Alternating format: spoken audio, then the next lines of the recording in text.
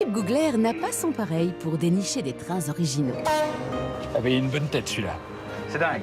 C'est la première fois que je mange une fondue dans un train. En Équateur, le train, c'est d'abord un spectacle. À l'ancienne, fantôme, rustique ou luxueux. Comme dirait Philippe, Le train, c'est pas mal. des trains pas comme les autres, saison inédite, tous les lundis à 20h50 sur Voyage.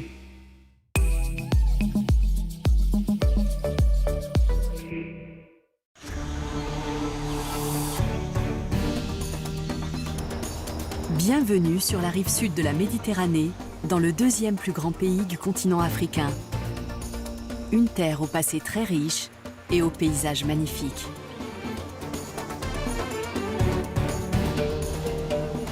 On y trouve aussi bien des montagnes que des lacs, des forêts que des vallées fertiles couvertes d'oliviers, de dattiers et d'arbres fruitiers. Au sud, il y a le plus grand désert du monde, le Sahara, où vivent les Touaregs. La population est très diverse, avec notamment des tribus berbères qui perpétuent leurs traditions ancestrales. Après plus d'un siècle de colonisation, le pays est devenu indépendant au début des années 1960. Son ascension, alimentée par ses ressources pétrolières, a été longue et chaotique. C'est une nation encore relativement jeune et un trésor méconnu des voyageurs.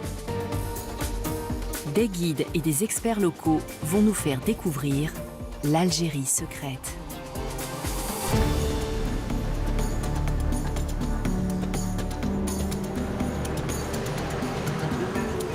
L'Algérie est au cœur du Maghreb, au bord de la Méditerranée. Elle est bordée par le Maroc à l'ouest, la Mauritanie et le Mali au sud-ouest, le Niger au sud-est et la Tunisie et la Libye à l'est. Dans cet épisode, nous allons remonter le temps et explorer son patrimoine architectural.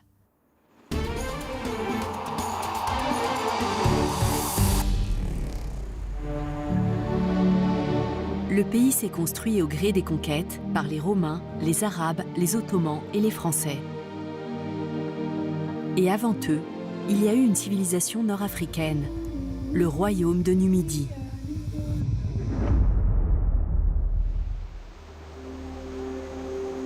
Autour du mont Chénoua, les collines côtières sont verdoyantes et propices à la viticulture. Au pied de la montagne se trouve Tipaza, autrefois port phénicien, puis colonie romaine sous l'empereur Claude en 43 avant Jésus-Christ. Parmi les ruines antiques, on voit les vestiges d'amphithéâtres, de villas et d'églises. C'est par ici que le christianisme est arrivé en Afrique au IIIe siècle. Il a fallu plus d'un siècle et les 3 guerres puniques contre Carthage pour que Rome s'implante dans cette partie du Maghreb. Il y avait une violente lutte de pouvoir entre Rome et Carthage qui s'est jouée sur le sol de l'actuelle Tunisie. C'était un combat à mort entre la République romaine en plein essor et Carthage. Il y a eu 3 grandes guerres, dont la dernière s'est soldée par la défaite et la mise à sac de Carthage en 146 avant Jésus-Christ. Ça a permis à la civilisation romaine de se propager en Afrique du Nord. Les Romains ont occupé les anciens territoires puniques et ont peu à peu avancé vers l'ouest jusqu'à la Numidie, c'est-à-dire l'est de l'Algérie et plus loin l'actuel Maroc. Ce processus a été graduel et méthodique parce qu'il y avait déjà un royaume dans la région, celui de Numidie, avec une architecture très importante.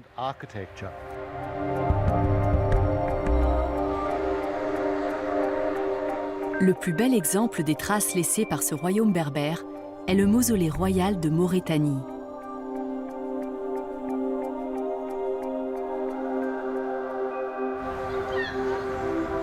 Ce tumulus de pierre est le tombeau du souverain numide Juba II et de son épouse, Cléopâtre Sélénée II, la fille de Cléopâtre et de Marc-Antoine. Le mausolée royal mêle clairement plusieurs influences.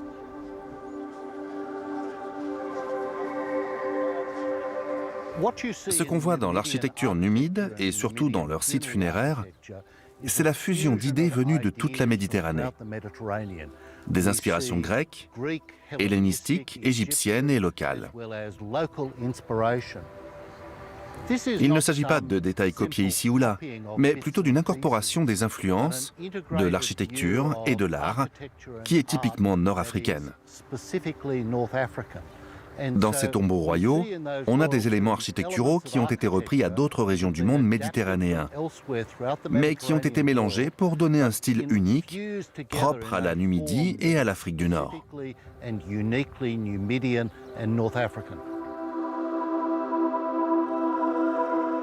Les Ottomans qui ont régné sur l'Algérie au XVIe siècle ont appelé cet endroit le tombeau de la chrétienté, car il y avait un motif en croix à l'entrée. Ils ont ordonné sa destruction, mais leurs ouvriers ont été tués par un essaim d'abeilles. Après cet incident, le mausolée a eu la réputation d'être maudit. Il est toujours debout et reste un site très aimé des habitants.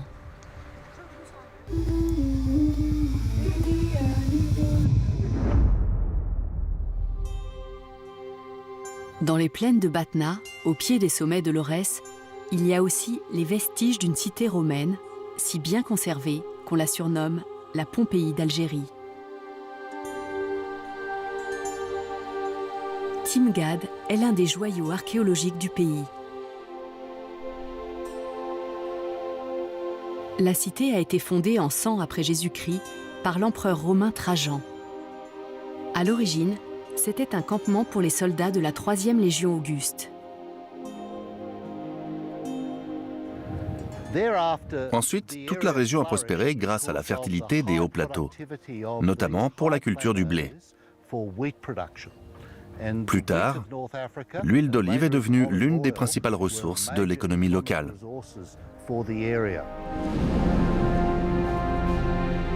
L'emplacement de Timgad est marqué par son arc de triomphe qui rend hommage à plusieurs divinités. L'archéologue Kader Ben Salah connaît le site par cœur. On a 2 inscriptions importantes donc, qui sont encore sur place in situ, où on a l'inscription dédiée à l'acte Concordia et l'autre au dieu Mars, donc au dieu de la guerre. Et c'est comme si, quelque part, on voulait dire que si vous voulez venir dans cette ville avec la paix, vous serez les bienvenus. Mais par contre, si vous venez avec des idées belliqueuses, vous aurez donc ce qui vous attendra, vous saurez ce qui vous attendra. Quand on avance sur la grande rue, on a une vue à couper le souffle de toute la cité, illustration des préceptes romains en matière d'urbanisme. Le plan de Timgad est un carré parfait, composé de 111 pâtés d'habitations et de bâtiments publics. Elle est traversée par 2 voies principales perpendiculaires. Cette ville a été construite selon un plan typiquement romain, c'est-à-dire 2 voies principales qui est le Decumanus Maximus et le Cardo Maximus, qui sont les axes des 4 points cardinaux, donc qui font le nord-sud pour le Cardo Maximus et l'est-ouest pour le Decumanus Maximus.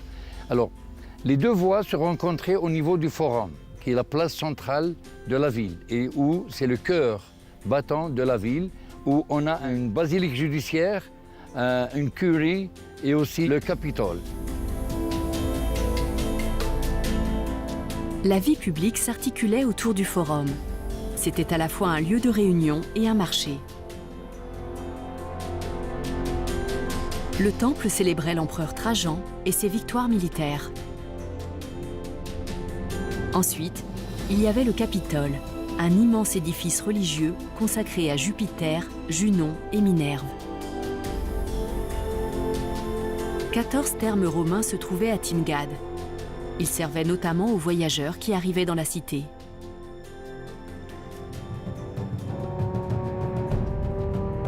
L'amphithéâtre a été construit à flanc de colline. Plus petit que ses homologues dans le reste de l'Empire romain, il pouvait toutefois accueillir 3500 spectateurs. Ce qui est intéressant à Timgad, c'est que malgré la grande beauté de cette cité, son histoire est encore très mal connue. Il y a peu de références dans les archives.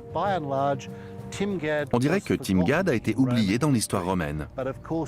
Heureusement, elle a repris vie grâce à ces ruines magnifiques qu'on a redécouvertes. Timgad semble avoir été détruite au 5e siècle par des brigands maures. Quand les Byzantins ont conquis l'Afrique du Nord en 533, ils n'ont trouvé qu'une cité déserte en arrivant à Timgad. Le site était recouvert de sable et il a été oublié jusqu'à ce qu'il soit exhumé au début de l'occupation française de l'Algérie.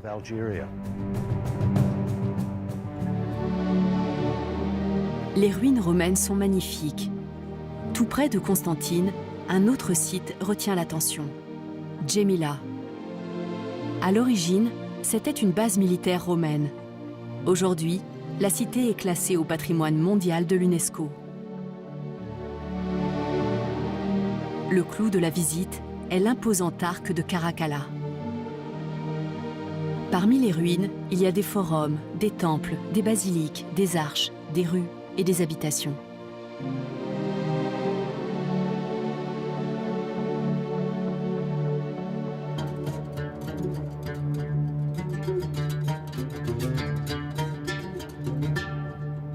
Djémila reste l'un des meilleurs exemples de la manière dont les Romains ont su adapter leur architecture à des reliefs montagneux. La cité est en hauteur, entourée des collines de la chaîne de l'Atlas, à une altitude de 900 mètres.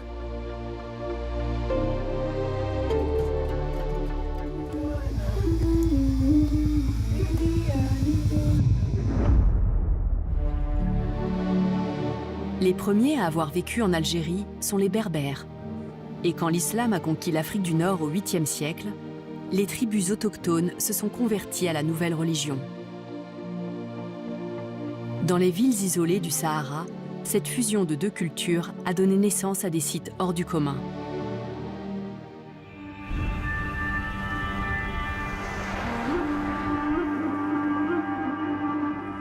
Le peuplement de la vallée du Mzab remonte au 8e siècle.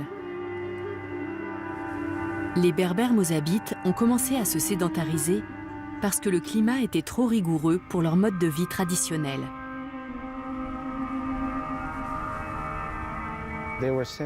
Ils étaient semi-nomades, c'est-à-dire qu'ils n'avaient pas d'agriculture permanente. Ils se déplaçaient constamment dans le Mzab. Ils n'en sortaient jamais. Ils n'avaient pas de palmeraies, pas de ville. À l'époque où ils étaient semi-nomades, il y avait beaucoup moins de sources d'eau dans la région. C'est ce qui les a poussés à se sédentariser. Le plus important pour eux, c'était de résoudre le problème de l'eau et de trouver des sources et des systèmes durables pour avoir un approvisionnement régulier et une agriculture stable. C'est la genèse du peuplement du Mzab.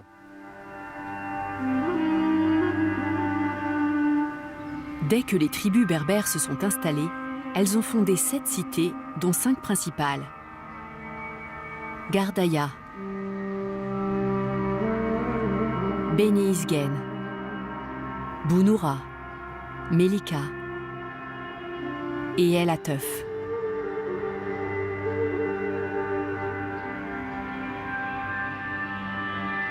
Les villes du Mzab sont des citadelles édifiées sur un promontoire et elles suivent toutes le même principe architectural.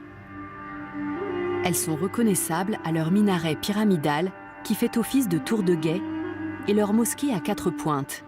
À l'origine, c'était une forteresse défensive en haut de la colline, la mosquée étant considérée comme la dernière ligne de défense.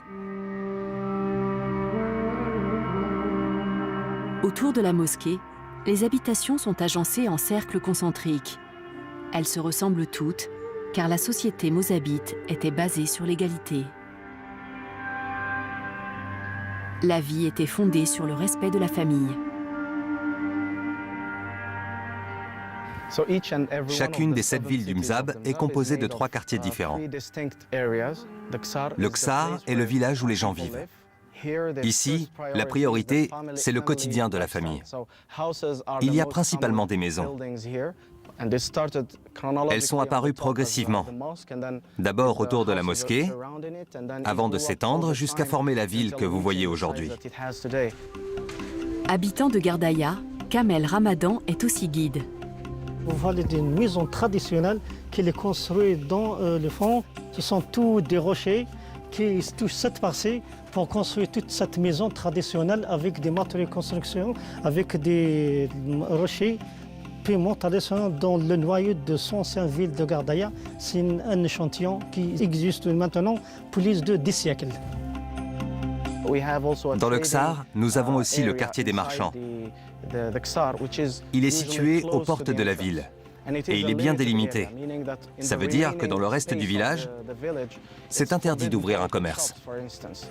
Parmi les coutumes traditionnelles ici, toute cette partie c'est spécialement pour le commerce, pour les activités commerciales et activités voilà. Dans l'ancienne ville, c'est uniquement la mosquée, l'école coranique et aussi les habitations, plus de 9000 habitations pour minimiser le bruit et aussi pour faire l'intimité totale. C'est pour cela qu'ils ont fait cette séparation.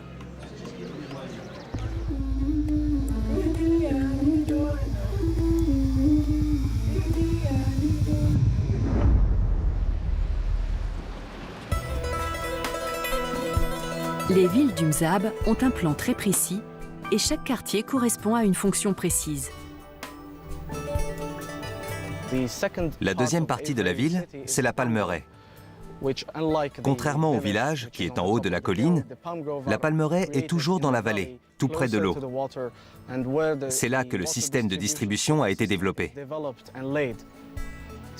Je tiens à préciser que ces palmeraies ont été créées de toutes pièces. Elles ne sont pas apparues dans une oasis naturelle du désert. Elles sont le résultat de siècles de travail acharné et d'un équilibre trouvé entre la nature et les besoins humains. La troisième partie de la ville, c'est le cimetière. En général, il est dans la partie la plus basse. Jamais en hauteur et jamais au fond de la vallée. Il doit être à l'abri de l'eau et des inondations. Le cimetière est une partie importante de la ville, parce que c'est sa mémoire et qu'on y trouve toute l'imagerie religieuse. On différencie les tombes des hommes et des femmes. Celle d'une femme a 2 pierres au niveau des pieds et une au niveau de la tête. Pour un homme, c'est 2 au niveau de la tête et une au niveau des pieds. De nombreux Mozabites sont de confession ibadite. La religion occupe une grande place dans leur vie. La dynastie des Rostémides, qui a régné dans le nord de l'Algérie au 8e et 9e siècle, était ibadite. Quand elle a été renversée par les Fatimides, les fidèles ibadites se sont réfugiés dans le désert où ils ont bâti leur cité au 11e siècle. L'ibadisme est une branche de l'islam, distincte du chiisme et du sunnisme. L'ibadisme est très strict et chaque individu doit répondre de ses actes. Il ne suffit pas d'être musulman pour obtenir le salut. Un comportement respectueux des préceptes religieux doit accompagner la foi. Cette règle, conjuguée à un environnement très dur et une vie quotidienne difficile, a sans doute favorisé un grand sens de l'effort dans cette communauté. Chez les Mozabites, la notion de chômage n'existe pas. Les gens travaillent, même s'ils n'ont qu'un petit boulot. Surtout les jeunes. Le travail est une valeur sacrée. Les ibadites sont reconnaissables à leurs vêtements blancs. Les femmes mariées portent le haïk ou aouli, un grand tissu blanc en laine qui recouvre tout leur corps, à l'exception d'un œil. Les ibadites vivent depuis des siècles dans la culture mozabite, mais ils forment une communauté soudée à part. Les mosquées des ibadites se distinguent, comme l'a écrit un auteur, par leurs 4 doigts dressés vers le ciel. Celle de Gardaya a été bâtie au XVe siècle. Les 4 pointes représentent 4 des piliers de l'islam, la mosquée étant le 5e. L'intérieur est une série d'espaces délimités par des arcades en pierre qui soutiennent la structure. La couleur blanche évoque la sérénité, un concept typiquement ibadite. L'imam de Gardaya nous en dit plus. Le secret de la cohésion de la communauté, c'est la construction des habitations tout autour de la mosquée. C'est grâce à ça que nous restons tous unis. Ça renforce nos liens les uns avec les autres.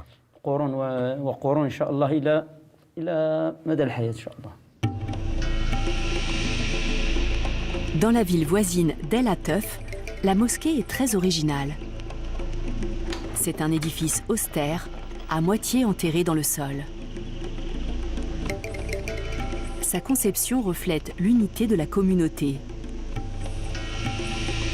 Brahim Hadji, guide touristique, nous l'a fait visiter. Alors ici, on est dans le monument de Am Ibrahim, un monument qui est conservé ou bien fait pour les prières. Et ce qu'on voit derrière moi, c'est le mihrab, plutôt le minaret, où le muezzin ou bien la personne va appeler à la prière. Et juste à côté, le mihrab, donc le mihrab pour la destination de la Mecque. L'imam, il est là, donc les gens derrière, pour faire la prière. Et si on va légèrement derrière, pour voir derrière ce muret, vous avez la tombe du sage ou bien de l'imam, Am Ibrahim toujours. Là, à ma gauche, et ce que vous voyez, donc là où l'imam va s'asseoir pour le prêche ou bien pour lire le Coran. Cette partie que vous voyez ici, c'est un compartiment pour hommes. À ma droite maintenant, c'est le compartiment des femmes. D'habitude, il y a une isolation entre les deux compartiments. Là, et ce que vous voyez à l'entrée, donc les gens vont laisser les chaussures à l'extérieur pour passer ou bien pénétrer dans le bâtiment. Donc, il y aurait des tapis au sol. Et ce qu'on voit là, à ma droite, c'est des ouvertures pour les livres de Coran. Et ce que vous voyez ici, cette entrée ou bien cette ouverture, est le premier compartiment des femmes. Et vous avez la deuxième qui est par-dessus, là à ma droite. Et là, ici, c'est l'entrée des femmes. Ce bâtiment, vu son architecture, il a inspiré beaucoup d'architectes contemporains. Là, ce que vous voyez par exemple, ces ouvertures ici, c'est des ouvertures de climatisation, ainsi de capter la lumière. Et ainsi, les piliers que vous voyez, donc des positions différentes, ça donne un sens d'intimité, donc une sorte de rideau entre l'extérieur et l'intérieur. Donc ici, quelque part dans ce coin-là, vous n'avez pas une vue sur l'extérieur. Automatiquement, ça serait l'inverse, de l'extérieur vers l'intérieur. La mosquée Sidi Ibrahim a été bâtie au XVe siècle et elle est classée au patrimoine mondial de l'UNESCO. C'est un édifice aux lignes pures et futuristes. Elle a servi d'inspiration à l'architecte Le Corbusier pour une chapelle en France.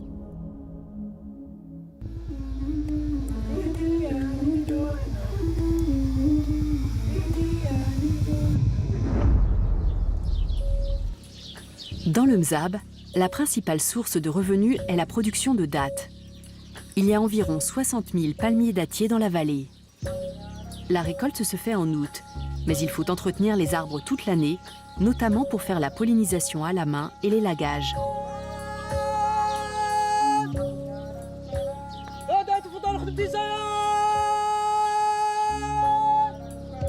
L'ouvrier chargé des opérations commence par lancer un appel pour prévenir les riverains qu'il va monter dans un arbre et qu'il risque de les apercevoir. Le respect de la vie privée est essentiel pour les villageois.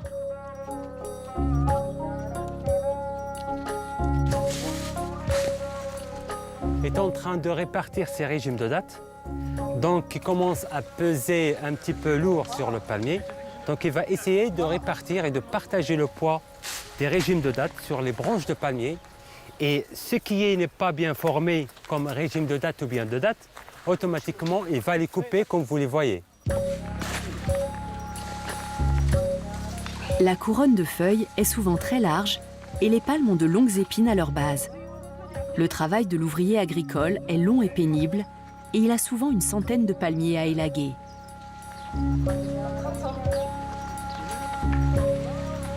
Les palmiers fournissent une matière première précieuse et rare pour les constructions. les branches coupées serviront forcément plus tard.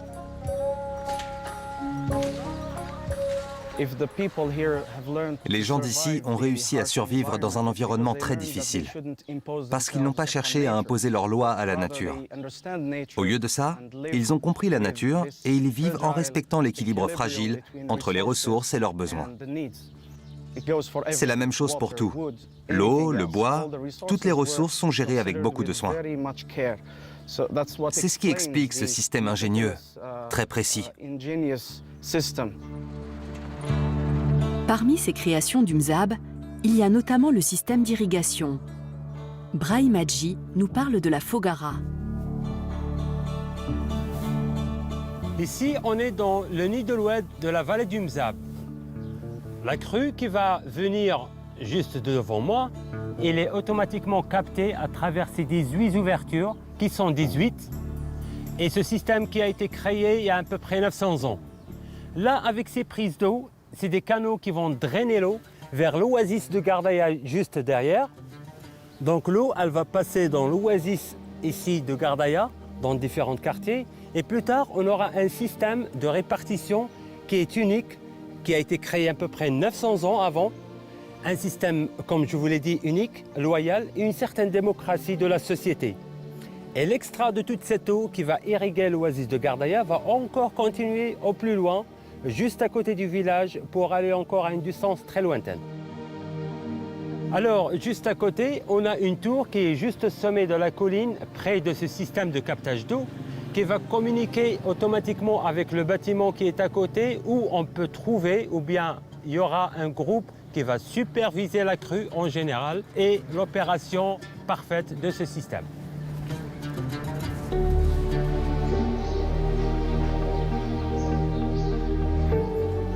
Donc ici, on est dans une ruelle, juste à côté de la sortie ou bien de ces canaux automatiquement. Donc l'eau, elle va passer à travers ou bien dans ce sens-là, tout au fond de cette ruelle.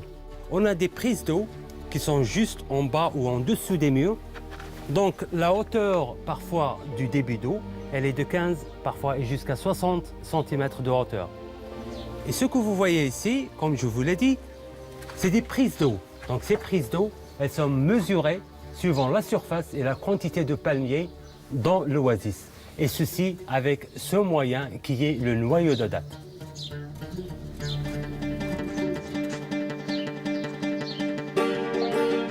Pour voir d'autres innovations architecturales inspirées par les contraintes du Sahara, il faut poursuivre sa route plus de 500 km vers le sud-ouest, dans le désert, pour explorer l'étrange ville de sable rouge de Timimoun, dans la province de l'Adrar.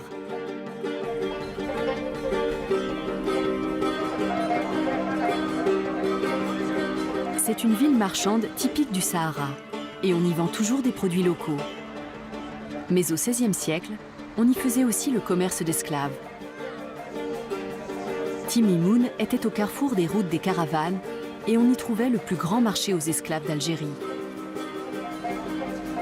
Aujourd'hui, il reste en ville une grande communauté noire, descendante des esclaves d'autrefois.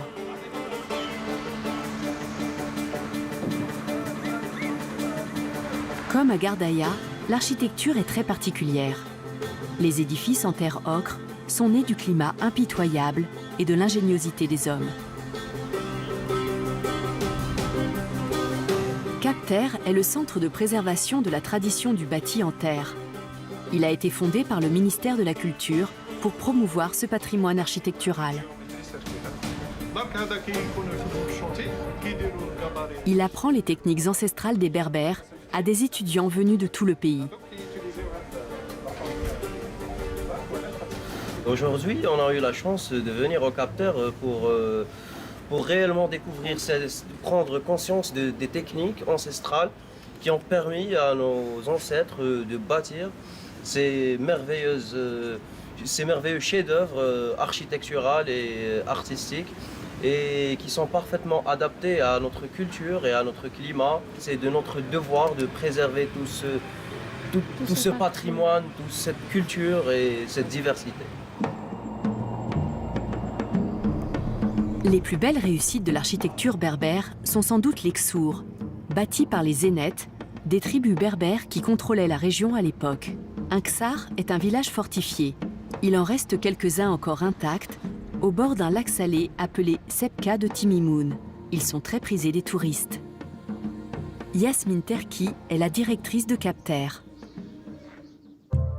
Ces architectures n'étaient pas le produit d'un architecte. Ces architectures étaient le produit de générations et de générations et de générations de bâtisseurs qui avaient tour à tour, depuis des siècles, voire même des millénaires, réfléchi à trouver des solutions pour habiter dans les lieux dans lesquels ils vivaient et qui, de génération en génération, ont transmis les solutions qu'ils avaient trouvées aux générations futures qui, elles-mêmes, ont augmenté ces solutions de leur propre expérience et que les architectures que je découvrais aujourd'hui étaient le produit de toute cette accumulation d'expériences, le produit en fait de ce qu'on appelle la tradition.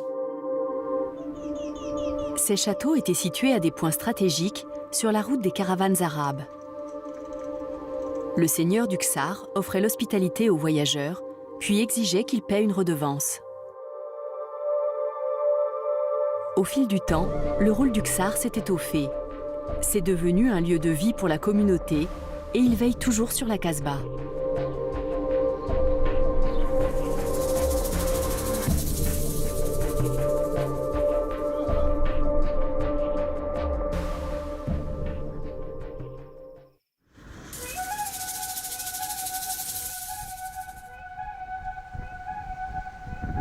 À cause de l'aridité de la région, les nomades qui vivent dans le désert dépendent des rares ressources naturelles.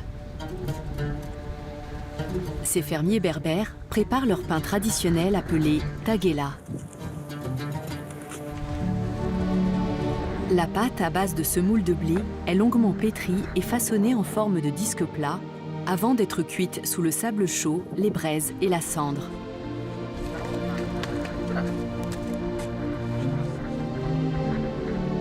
La taguela est le plat de base des Touaregs depuis plus d'un millénaire et la méthode de préparation n'a pas changé.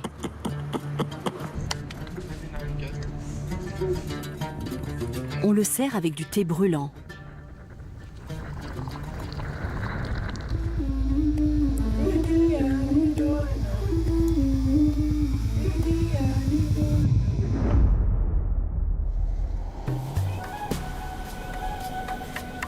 Quand on explore le désert autour de Timimoun, on aperçoit parfois des dômes étranges. Ces monuments sont des koubas, les tombeaux d'hommes saints appelés marabouts. Les marabouts étaient soufis et pendant longtemps, ils ont exercé une grande autorité dans les villages. Ils arbitraient les conflits terriens entre les clans et assuraient la cohésion de la population en temps de guerre. Ils étaient tenus en haute estime par tout le monde, comme le prouvent ces monuments à leur mémoire.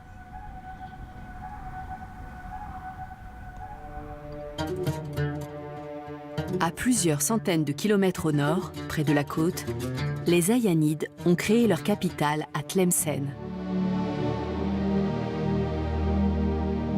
Leurs ennemis jurés étaient les Myrinides, basés à Fès, dans l'actuel Maroc. Les souverains des deux dynasties rivales se sont affrontés dans deux cités fortifiées voisines, dont les vestiges sont encore visibles aujourd'hui. Tlemcen a été la capitale du Maghreb central, c'est-à-dire de l'Algérie. À l'époque, l'Algérie était appelée Maghreb central. Le Maroc était le Maghreb et la Tunisie était l'Ifriqiya. Tlemcen était la capitale du pays.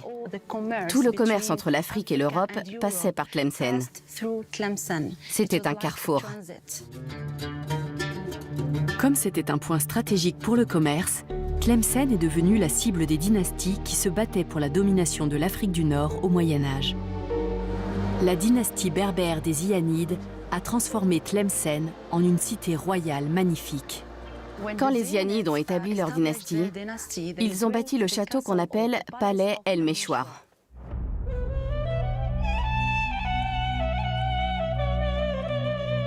Le palais El Méchoir a été édifié en 1248. Son nom signifie « le lieu du conseil ».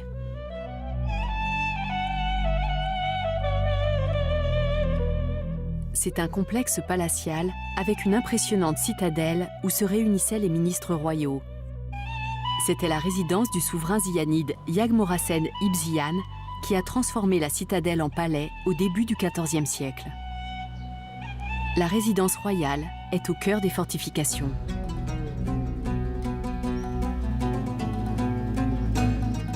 Il y avait 4 bâtiments et celui-ci était réservé au roi. Par le jardin agrémenté d'une fontaine, on accédait au diwan, la salle du conseil, et au harem à l'étage. De chaque côté, il y avait les suites royales, occupées en fonction de la saison. La suite hivernale est en pierre et celle d'été en marbre, pour être plus fraîche. Le style architectural est andalou et islamique, avec des inscriptions coraniques. Le bâtiment a dû être restauré après les traces laissées par des siècles de guerre et de soulèvements. Les dalles d'origine ont été laissées visibles pour faire la différence entre les parties anciennes et celles qui ont été reconstruites. Plusieurs longs tunnels blancs ont été découverts. L'un d'eux permettait au roi d'atteindre la mosquée et un autre de s'échapper en cas de danger. À la fin du XIIIe siècle, à l'époque où Tlemcen a été assiégée par les Mérinides, la cité était réputée imprenable, notamment grâce à ses fortifications épaisses qui ont su résister au temps.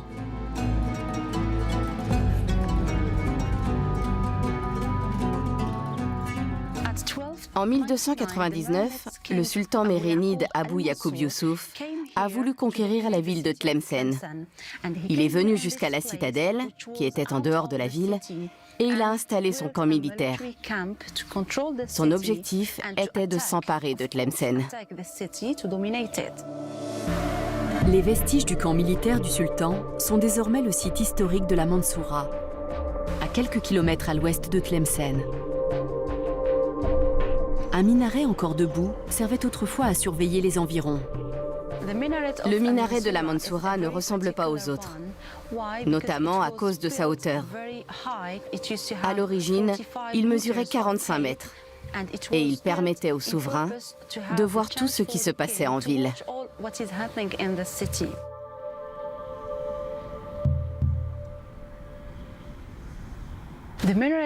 Il était richement décoré, avec de belles ornementations et des colonnes de différentes couleurs. Chaque couleur a un sens symbolique dans l'islam. Le sultan espérait remporter rapidement la victoire, mais le siège s'est éternisé et il a dû faire construire une autre citadelle. Après la construction de ces 2 bâtiments, la Mansoura est devenue une vraie ville, entourée par une grande enceinte qui comptait 88 tours.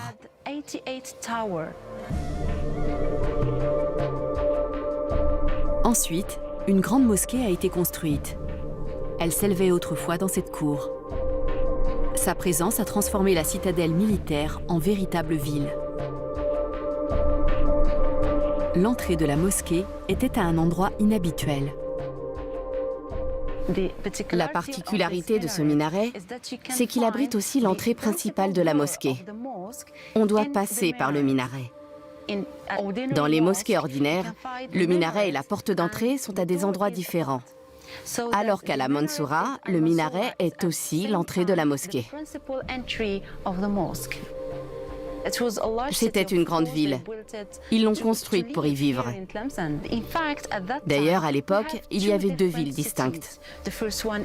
La première est la Mansoura, entourée par cette enceinte, et la seconde est la ville d'origine de Tlemcen, avec le palais El Meshwar et une enceinte qui va jusqu'à la ville.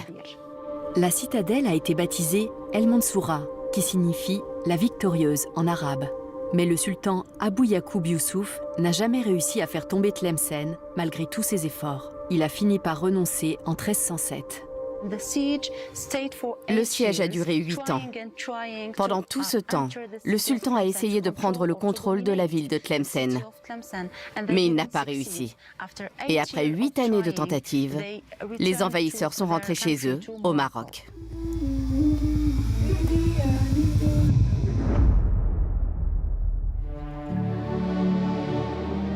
Au Au XVIe siècle, l'Empire ottoman était l'une des grandes puissances de Méditerranée. Sur une période de plusieurs siècles, il a bâti de nombreux palais en Algérie. Son empreinte est notamment visible à Alger. La Casbah, ou vieille ville, a été fondée au Xe siècle, mais elle a pris son essor à l'époque ottomane.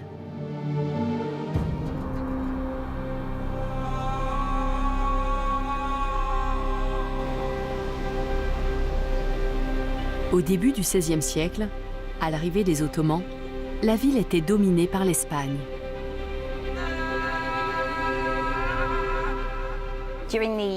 Pendant la première partie du XVIe siècle, tout le bassin méditerranéen était un champ de bataille dans la guerre entre les Espagnols et les Ottomans. Les deux puissances ont commencé à conquérir l'Afrique du Nord. Et les Espagnols ont pris le pouvoir sur plusieurs endroits de la côte, dont Alger. Ils ont bâti une forteresse appelée El Peñón, sur l'îlot en face de la ville, ce qui leur a permis de pointer leurs canons sur Alger. Près d'Alger s'élève la statue de l'un des héros des Algérois, Khayr ed-Din Barberousse. Corsaire comme ses deux frères, il a repoussé la tentative d'invasion des Espagnols contre Alger. Les frères Barberousse étaient à la solde du sultan ottoman Sélim Ier, qui finançait leurs expéditions et faisait la guerre aux chrétiens dans tout le bassin méditerranéen.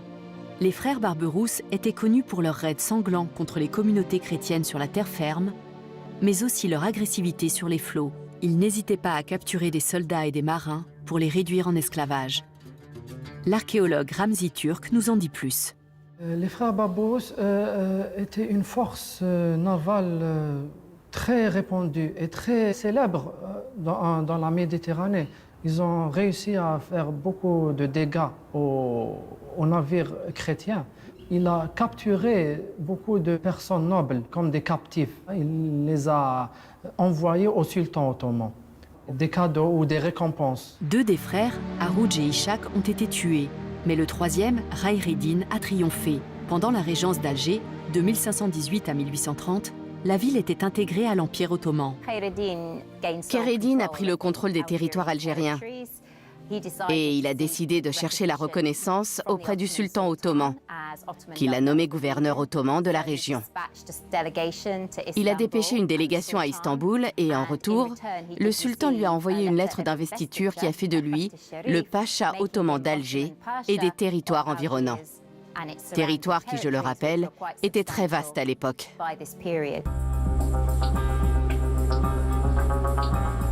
Les Ottomans ont largement façonné la Casbah telle qu'on la voit encore aujourd'hui. Elle a atteint son apogée à l'époque où Khayr ed-Din Barberousse était gouverneur d'Alger. Le site est peuplé depuis l'Antiquité, mais la ville a été fondée par les Berbères de la dynastie des Zirides au Xe siècle. Pendant la régence d'Alger, Barberousse et les bey ottomans qui lui ont succédé ont développé la vieille ville, avec notamment au XVIe siècle la construction de la citadelle. Il y a eu jusqu'à 30 000 habitants dans la Casbah pendant sa période faste, avec une centaine de mosquées, de nombreux harems, des hammams et des souks. Certains juifs tenaient des auberges qui avaient le droit de servir de l'alcool. La plupart des bâtiments bien conservés sont ottomans, comme cette mosquée du XVIIIe siècle.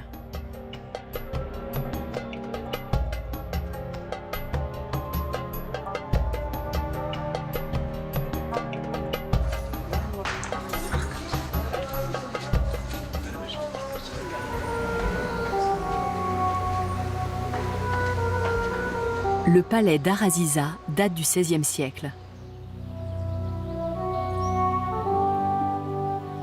C'est l'un des plus beaux de l'époque, avec des faïences et des marbres de grande beauté importés de tout l'Empire ottoman.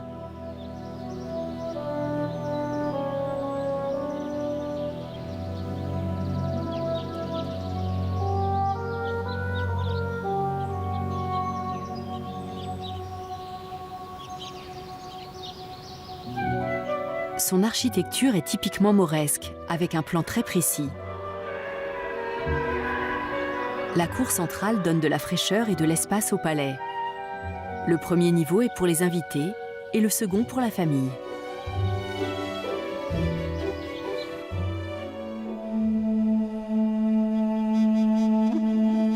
L'un des derniers palais construits par les Ottomans est le palais du Bey à Constantine.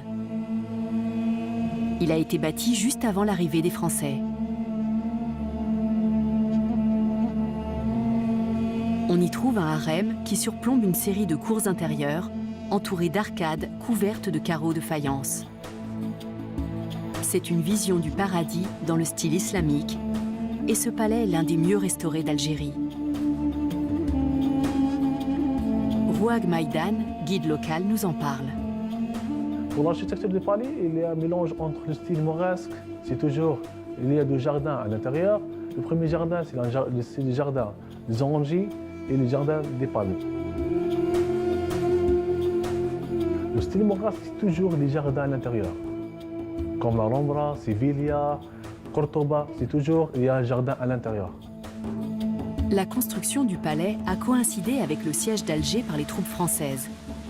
L'armée a avancé vers l'est et Ahmed Bey s'est battu pour défendre Constantine. Il a été vaincu et contraint de fuir son palais après n'y avoir vécu que 2 ans. Constantine a été prise en 1837, mais Ahmed Bey ne s'est rendu qu'en 1848, l'année où l'émir Abdelkader a dû abandonner le combat contre la France à l'ouest du pays. Après l'indépendance en 1962, l'armée algérienne a fait du palais son quartier général.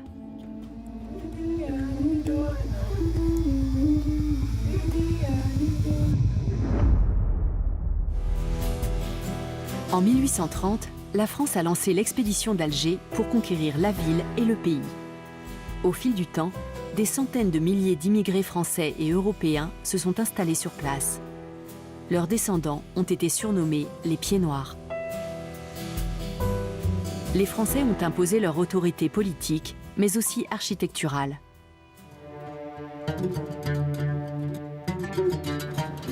La colonisation française a duré 132 ans et a laissé son empreinte.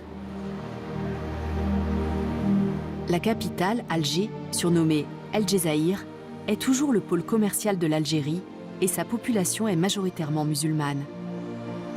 L'architecture et l'atmosphère mêlent des influences venues d'Europe, d'Afrique et d'Orient, nées d'un passé de conquête et de colonisation. Le plan de la ville dévoile justement ces différentes facettes. Le front de mer surélevé est très français, avec ses avenues et ses places publiques.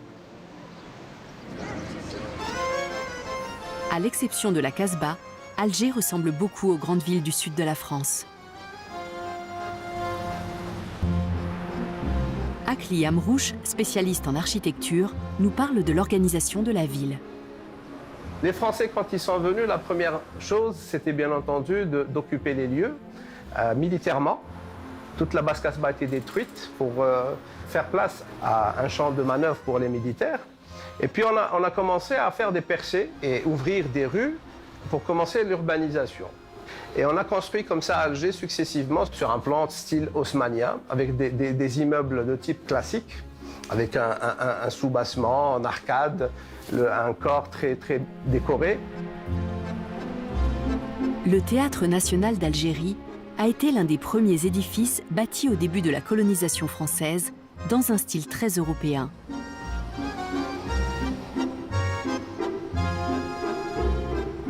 Le ST Hotel recrée lui aussi une ambiance typique de cette époque, comme l'explique son propriétaire, Samir Saadi. Donc l'hôtel, c'est une architecture haussmannienne, construite dans les années 20-30. Donc il y a l'architecture française, le style haussmannien. Quand on voit l'hôtel de l'extérieur, il garde toujours les signatures de l'hôtel quand il était construit la première fois. Il a gardé son ossature. Le mobilier et la décoration intérieure évoquent plutôt le Paris du XIXe siècle que l'Afrique du Nord.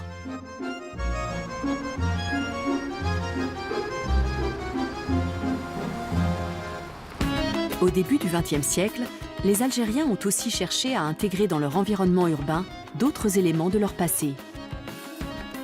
C'est ainsi qu'on trouve à Alger des bâtiments apparus sous la colonisation française, mais avec des motifs néo-mauresques.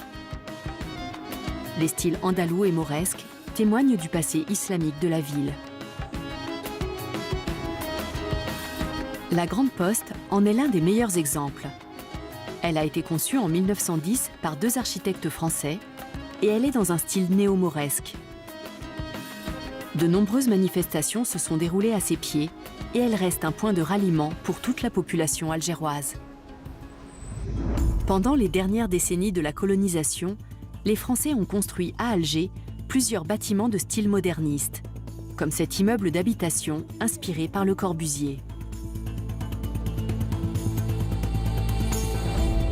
L'église du Sacré-Cœur est aussi l'œuvre de Français, même si sa silhouette s'inspire des tentes touaregs.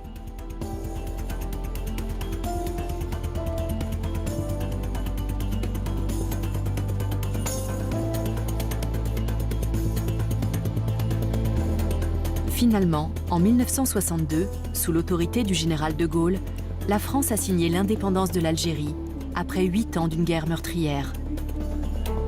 Pendant la colonisation française, de nombreuses mosquées ont été converties en églises. Après l'indépendance, elles ont fait le chemin inverse. C'est le cas de celle-ci, à Alger, qui était devenue l'église de Saint-Philippe au XIXe siècle. Aujourd'hui, c'est la mosquée Ketchaoua, symbole d'une Algérie qui reprend en main son passé précolonial.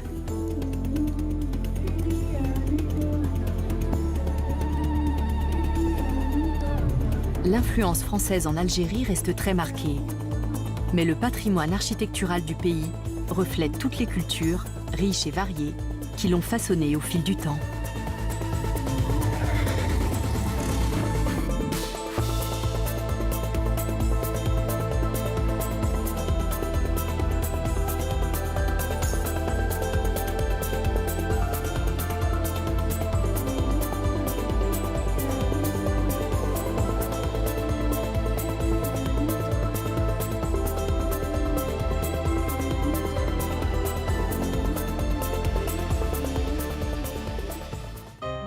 Philippe Googler n'a pas son pareil pour